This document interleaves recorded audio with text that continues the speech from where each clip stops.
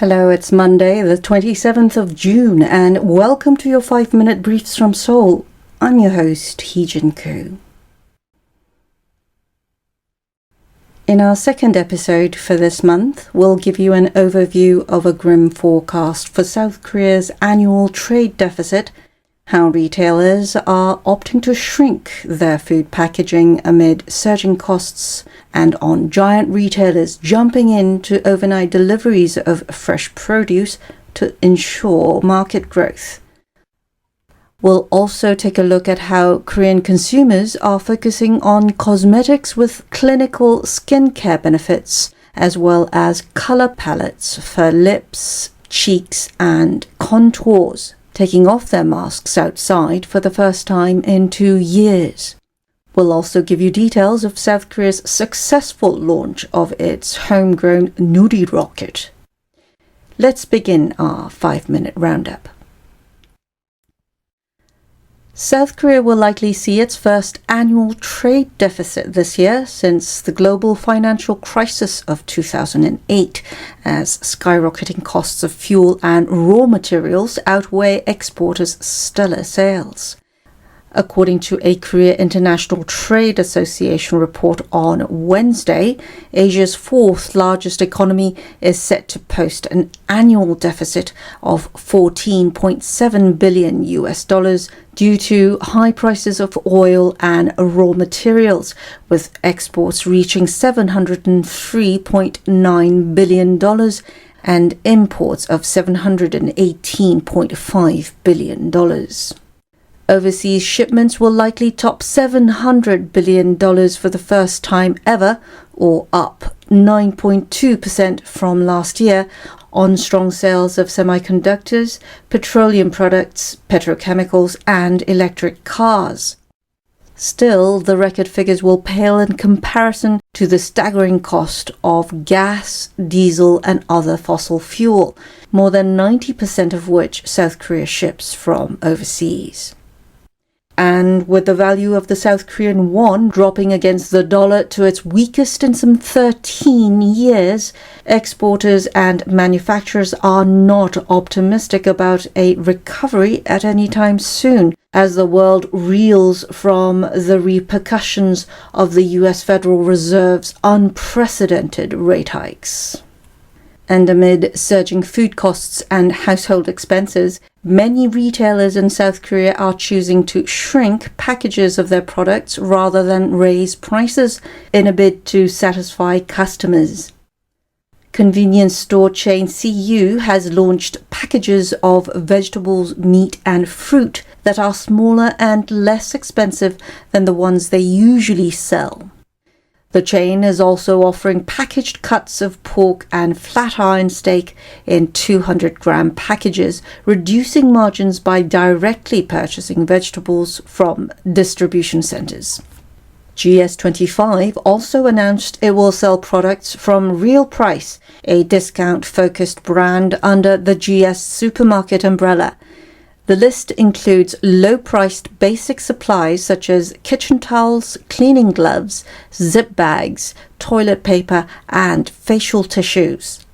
Food prices in Asia, especially in South Korea, Singapore, and the Philippines, will likely spike, according to a Nomura Holdings report. Food prices in Asia, ex-Japan, rose 5.9% annually in May, up from a 2.7% gain in December. Such inflationary pressure and food price hikes have prompted giant corporations to expand their overnight delivery services as speed becomes key to win over customers and maintain growth in the cutthroat local market.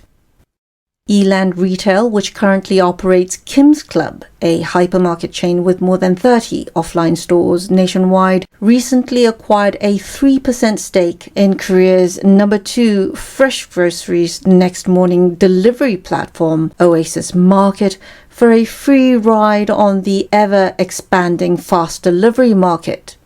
Costco Korea also began offering early morning delivery services last month.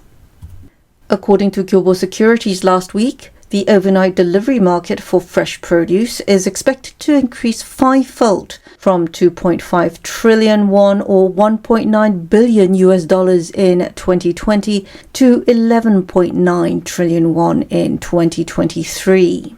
Next morning deliveries of groceries that were favored by the tech-savvy younger generation have become commonplace and widely used by the older demographic amid the pandemic.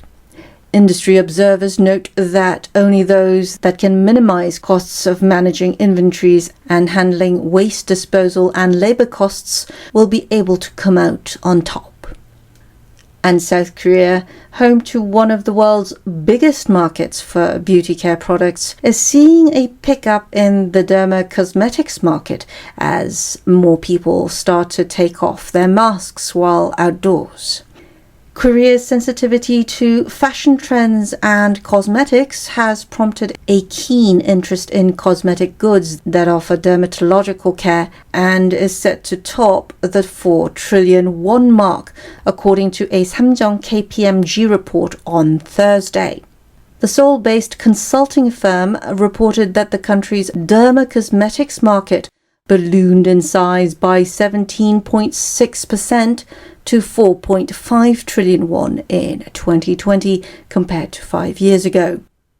Cosmetics makers are also putting more emphasis on color palettes for eyeshadows, lips, and blushes as people begin to wear more colorful makeup, throwing off their masks while outdoors for the first time in 2 years. Drugstore chain CJ Olive Young said sales of its color cosmetics from April 18th to May 10th jumped 56% compared to the same period last year, most notably in lip tints, eyeshadows, and blushes. And finally, South Korea took a major leap in efforts to jumpstart its space program, successfully launching its domestically produced Nuri rocket last week. This makes Korea the 7th nation in the world capable of putting satellites into orbit using its own assets, technology, and facilities. The rocket lifted off from Naro Space Center on the southern coast of South Korea at 4 p.m. local time on Tuesday, prompting gasps of wonder from excited throngs, many of them children, as they watched the launch from nearby observation decks. The rocket successfully made contact with a base station in Antarctica before entering orbit, a historic accomplishment after its first test failed last year. The rocket also managed to place into orbit a 1.3-ton dummy satellite and 4 small cube satellites developed by universities for research. The 3-stage rocket, designed by the Korea Aerospace Research Institute, is a culmination of some 3 decades of local aerospace research and development. That wraps it up for this episode of 5-Minute Briefs from Seoul.